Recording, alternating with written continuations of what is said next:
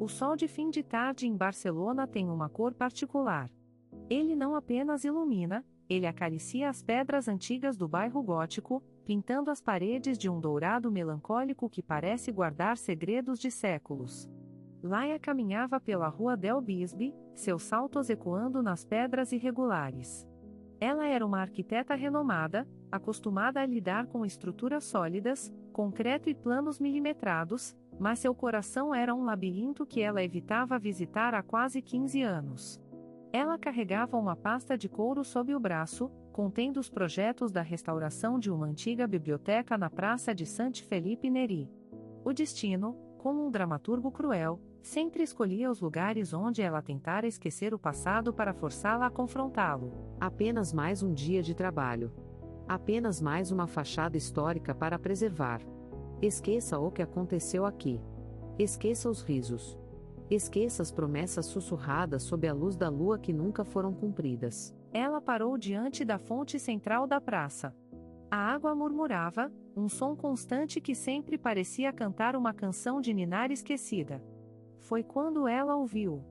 Ele estava encostado em uma das colunas da igreja, observando a arquitetura com uma intensidade que Laia reconheceria em qualquer lugar do mundo, mesmo após uma década e meia de separação. Mark não era mais o garoto de 17 anos com cabelos bagunçados pelo vento do Mediterrâneo, mas seus traços permaneciam inconfundíveis. A linha do maxilar estava mais definida, a barba rala conferia-lhe um ar de maturidade, e seus olhos, da cor do mar em dia de tempestade, ainda carregavam aquela centelha de curiosidade infinita. Você ainda olha para o topo da igreja como se estivesse tentando decifrar o projeto original do arquiteto, Laia. O mundo de Laia parou. O barulho da cidade, as conversas dos turistas, o trânsito distante na Via Laietana, tudo se dissolveu em um silêncio absoluto.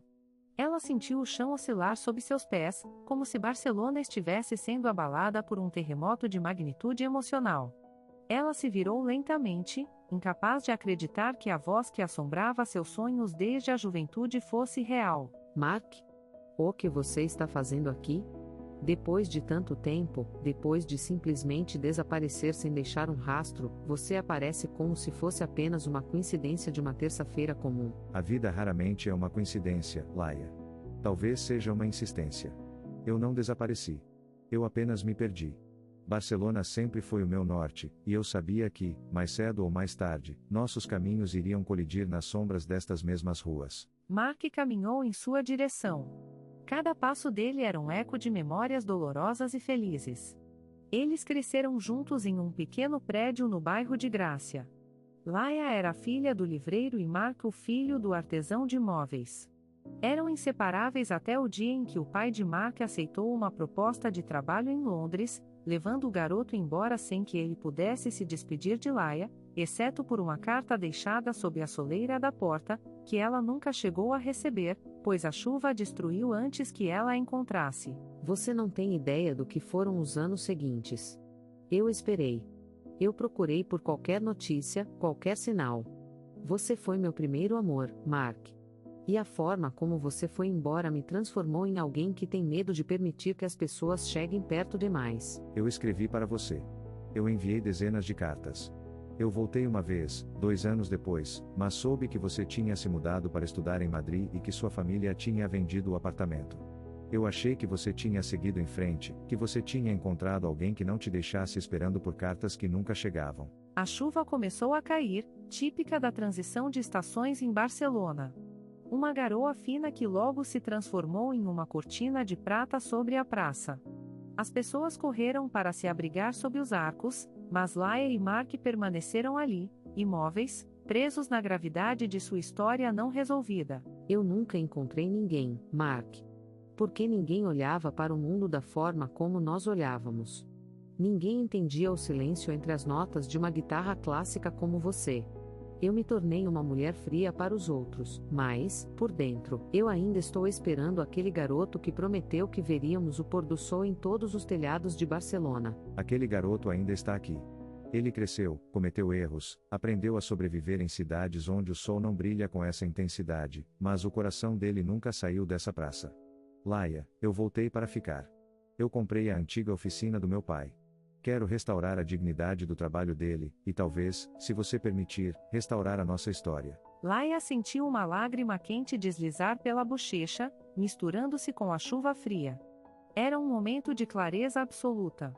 As dores do passado não podiam ser apagadas, mas podiam ser recontextualizadas. O destino, que tinha sido um vilão na juventude, agora parecia ter se transformado em um mentor paciente. Eles caminharam juntos até um pequeno café na esquina, um lugar antigo com cheiro de grãos torrados e madeira úmida. Sentaram-se junto à janela, observando o reflexo das luzes da rua na água que escorria pelo vidro. Como posso confiar que você não vai desaparecer de novo na próxima esquina? O medo ainda me domina, Mark. O medo de perder o que acabou de ser recuperado. Não peça garantias ao amor, Laia. O amor é o risco mais honesto que existe. Eu não posso te prometer que não haverá tempestades. Barcelona nos deu uma hoje, mas estamos aqui, sob o mesmo teto. Eu estarei aqui amanhã. E no dia seguinte. Se você me permitir, eu quero conhecer a mulher que você se tornou, e não apenas a garota da qual eu me lembro. Laia observou suas mãos sobre a mesa. Eram mãos que desenhavam edifícios que pretendiam durar séculos. Talvez fosse hora de aplicar esse princípio à sua própria vida. Ela olhou nos olhos de Mark e viu a verdade que ele sempre carregou, a mesma verdade que ela também guardava, trancada a 7 chaves. Você ainda gosta de jazz, ou o tempo mudou até isso em você? O jazz é a única música que entende o que estamos passando agora. Improvisação, um pouco de caos, mas sempre voltando para a melodia principal. Eles passaram horas ali, conversando sobre o que perderam. Laia contou sobre seus estudos, sobre a frustração de projetos que nunca saíram do papel, sobre a solidão que aprendera a apreciar como uma forma de proteção. Mark contou sobre o frio de Londres, sobre o trabalho exaustivo, sobre como a saudade de Barcelona era uma constante, como uma melodia de fundo que nunca parava de tocar. À medida que a noite avançava, o café esvaziava-se, deixando-os sozinhos com o som da chuva e a promessa de um recomeço. Vamos subir no terraço do prédio da sua firma. Amanhã, quando o sol nascer, eu quero que você veja a cidade através dos olhos de quem está voltando para casa. É um convite? Ou um desafio? É uma promessa, Laia.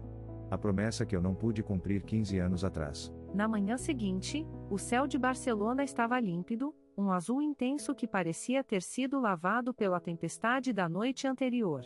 No terraço do edifício, a vista era panorâmica. A Sagrada Família erguia-se ao longe, como um guardião de pedra.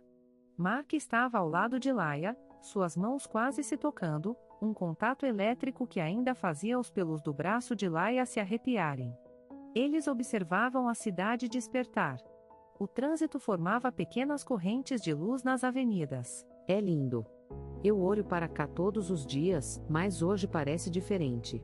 Parece que a cidade finalmente parou de gritar e começou a sussurrar. É porque você não está mais ouvindo sozinha. As coisas só têm o tamanho que a gente dá a elas quando compartilhamos. Laia, eu quero ser o lugar onde você descansa. Eu quero que você não precise mais ser a arquiteta que mantém tudo de pé.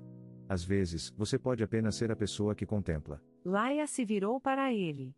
Não havia mais incerteza. O medo tinha se transformado em uma esperança palpável.